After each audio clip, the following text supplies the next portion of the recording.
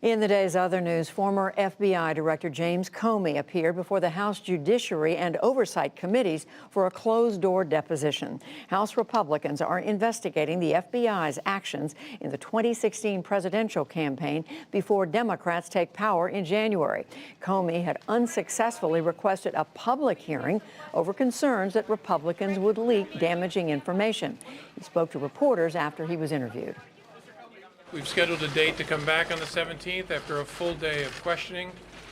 Two things are clear to me. One, we could have done this in open setting. And two, when you read the transcript, you will see that we're talking again about Hillary Clinton's emails, for heaven's sake, so I'm not sure we need to do this at all. President Trump weighed in on Twitter and called on lawmakers to force Comey to answer questions under oath.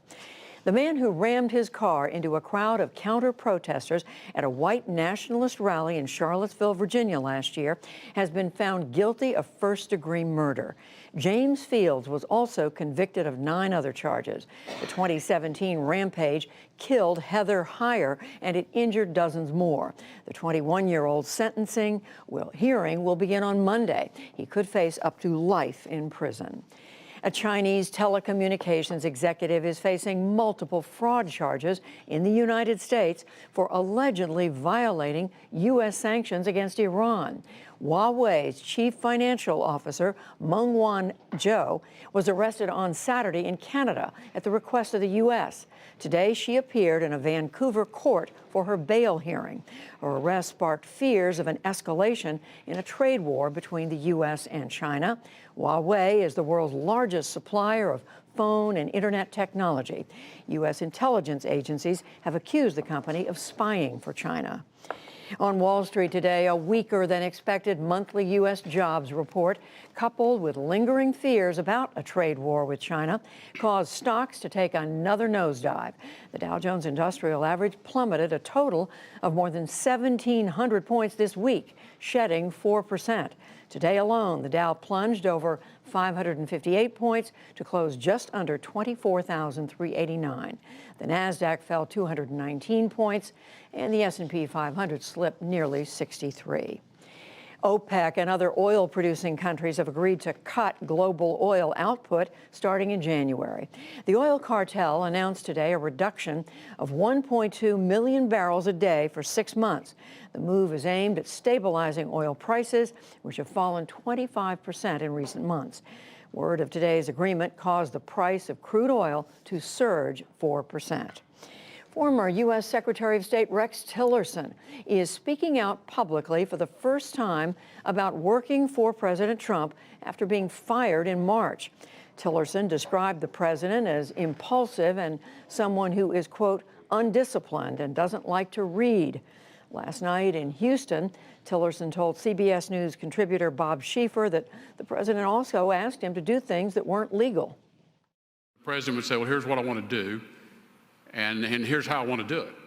And I'd have to say to him, well, Mr. President, I understand what you want to do, but you can't do it that way. It violates the law. It violates a treaty. You know, he got really frustrated. I didn't know how to conduct my affairs with him any other way than in a very straightforward fashion. Today, President Trump fired back on Twitter. He wrote, quote, Rex Tillerson didn't have the mental capacity needed. He was dumb as a rock, and I couldn't get rid of him fast enough. He was lazy as hell, end quote. Some 20 survivors gathered today in Pearl Harbor, Hawaii, to remember the more than 2,400 lives lost in the Japanese attack 77 years ago. They shared a moment of silence at the exact time the bombing began in 1941. The youngest of the survivors is now in his mid-90s. For the first time, none of the survivors from the USS Arizona were able to make the trip due to poor health. That ship lost 1,177 sailors and Marines in the attack, more than any other vessel. And the host of this year's Oscars, Kevin Hart, has stepped down following public outcry over his past homophobic tweets. Most were posted from 2009 to 2011, and some were deleted. Last night, the actor and comedian tweeted that he didn't want to be a distraction, and he apologized for, quote, insensitive words from my past. Still to come on the NewsHour, Mark Shields and David Brooks break down a packed week of politics.